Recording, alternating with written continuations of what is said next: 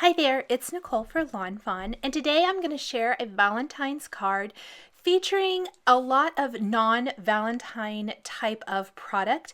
I have been wanting to do a card combining the elephants from ELPHIE, SELFIE, and Wild for You for a while, and it just I thought that the gray of the elephants would look really nice with pink, and so the card was kind of just created from that idea, just combining different products to create a Valentine's themed card.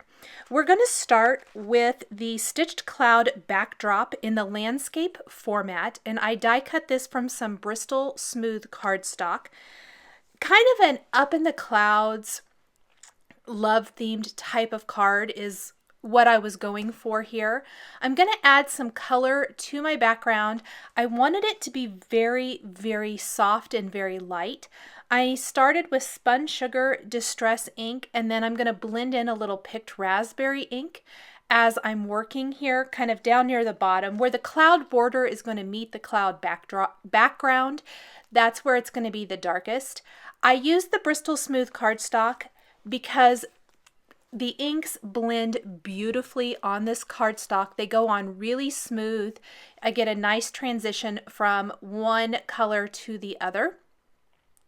I'm really concentrating the ink on the top 2/3 of the background. I will spritz this with water from a distress sprayer. It's not going to make a huge impact because this is light ink, but it will lighten up a few areas, just a little bit there. But it definitely is a much more subtle effect than it would be on a darker inked background. Next, I have die cut some borders, and I did this off camera using the Puffy Cloud borders, 2 borders from smooth white cardstock and 1 from vellum. I love to layer them like this, and it gives a great place to tuck the critters in between the cloud borders, kind of like they're sitting up there in the clouds. We're going to go ahead and stamp the greetings next. And I am combining greetings, starting with the Valentine's Day greeting from the Happy, Happy, Happy add-on. We're going to stamp this with some Lobster red ink. And this is an example of kind of making your greeting stamps work for you. I'm going to stamp the Valentine's Day greeting first. And then above that, we're going to take a greeting from ELPHIE SELFIE and use only a portion of it to make the greeting for this card. I want it to read, "Have an unforgettable Valentine's Day." The greeting actually reads in ELPHIE SELFIE, "Have an unforgettable day." So I'm going to center the part of the greeting I want to stamp above the word Valentine's Day, use a little piece of Post-it tape to cover up the word day in this phrase because I don't want to stamp it, ink up my stamp with some black ink, and then stamp that right there above Valentine's Day to finish up the greeting. So here is my background. Next, we want to stamp all of the images that we're going to be using. And I went ahead and did that off camera just to save a little time. I inked up 2 of the elephants and the mouse, plus the little flag banner from ELPHIE SELFIE, and then both of the elephants and the mouse from Wild for You. And I stamped these on smooth white cardstock with VersaFine ONYX black ink. And then I'm coloring these in with Polychromos colored pencils. You could use any colored pencils that you want to use. I have recently got these Polychromos and have been trying them out. I will tell you one huge difference for me personally is there's no waxy buildup with these colored pencils. So when you color over a black line, you're not going to get that waxy buildup that dulls it, which I really, really love. I'm using Gamsol to blend out the colors and really working those colors together. I wanted lighter areas with darker areas for my elephants, but I had to work to get those colors to kind of blend and move, plus the nice light flesh color, which is a nice lightish pink for the inside of the ear and cheeks on my elephants. All 4 elephants are going to be colored exactly the same way. I'm only going to color 2 of them on camera to save some time. The colors I'm using are also all shown in the bottom left corner of the screen. I'm using Warm Gray 3, Warm Gray 2, and Light Flesh. So again, I like to go in with my darkest color first, kind of lay down where I naturally think that it might be a little bit darker. I went in with my mid-tone next and just kind of blended out, really sloppy coloring. Nothing special here because the Gamsol is really going to do the work for me. Blend these colors together and give me that soft, smooth, perfect finish. I've promised more colored pencil videos this year, and so I'm really trying to stick to that. I love my colored pencils and I'm really excited about this colored pencil set. So when the elephants are all finished, and I did even go back over parts of the elephants that I've already colored and darkened up a few areas where I felt like it needed a little bit more color, I'm going to color in the mice next. And again, I kind of kept everything very neutral, lots and lots of grays. I wanted to switch it up just a tiny bit to give them a little bit of a different coloring. I don't think it's real noticeable, but they are going to be slightly darker, and that's because I'm pulling in some cool gray as opposed to all the warm grays I used for the elephants. So just a tiny bit of cool gray. I'm also implementing that warm gray marker, a little bit of the light flesh for the cheeks. I don't think it shows up quite as good on the mice as it does on the elephants, but I wanted it to be pretty subtle. If the mice are not dark enough, I even went back over these again with the cold gray marker to darken that up. My little flag is going to be colored with a couple of colors of red.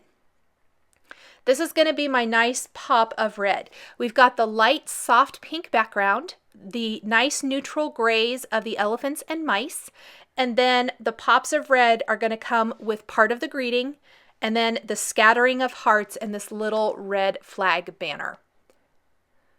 I have die cut all of the images with the coordinating ELPHIE SELFIE and Wild for You dies, and now I am just kind of laying everything out. I'm popping all of these pieces out, laying out my supplies and seeing if it works. Now this elephant did not die cut all the way through, so I'm going to line my die back up, run this through my die cutting machine real quick so that he is all the way cut out. You could also probably use your scissors if you needed to. Before I adhere anything, I decided to go ahead and use the stamp platform to stamp some of the hearts for the background. And I did this just a couple of times before I realized this was going to be kind of more work than it needed to be. So instead of continuing doing this, I'm going to take everything off my stamp platform, go ahead and put the majority of the design together, and then come back and add in some of these hearts to really fill in the background to give that feeling of love and Valentine's Day and give that great pop of color. I am coloring these hearts directly on the background because it's this really light soft pink. Anything you color over it is really going to cover that up. It's going to be very easy to color over it, which is perfect. There are not coordinating dies for either of these particular hearts. Now there are many, many other Lawn Fawn stamp sets. If you want to actually die cut your hearts, you could grab one of those and stamp and color and die cut your hearts if you wanted to actually have them be a separate piece. I really thought this was the quickest and easiest way to do it, and I'm all about getting that card finished and getting it done. So I think this is about the last heart that I did this way when I realized this was crazy. I was having to clean my stamp every time and move it, and it runs the risk of smudging the background, which kind of scares me.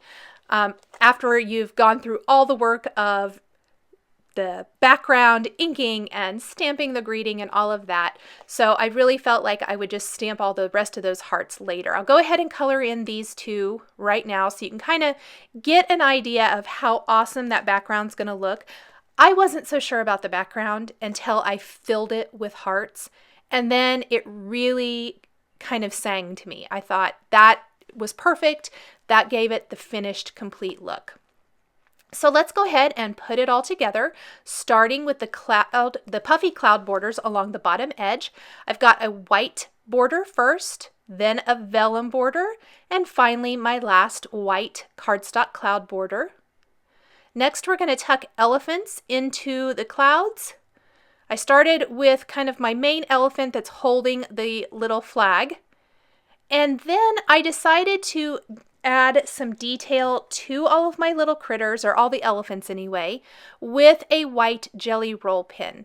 And I'm just going in and adding some really fun dot detail all over. And this adds so much to these sweet, cute little elephants. This is something I would probably do with the same color of marker if I was doing it with Copic markers. But here, it's probably been 3 or 4 years ago when I was using my colored pencils a lot. I would do this all the time, where I took a white pen and I would add these little dots to my critters. So this is kind of a throwback to something I used to do a lot, and I found I really enjoyed it. I think it adds so much to these cute little guys. Another thing that I did to dress up my elephants is, you will see I'll take a fine tip black marker and I'm going to add eyelashes to some of the elephants and one of the mice. I also took a black jelly roll pen and added detail to the noses on the mice to really make those pop. I think really the biggest difference between these Polychromos colored pencils and the Prismacolors that I have used for years and years is the lack of the waxy buildup.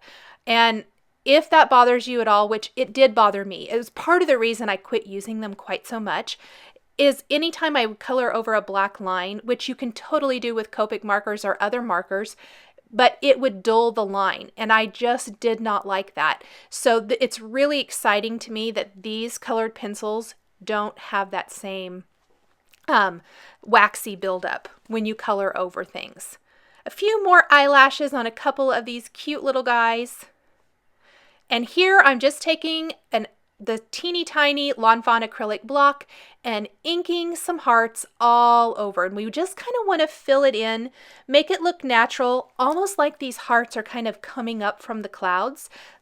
Was my thinking as I was designing this.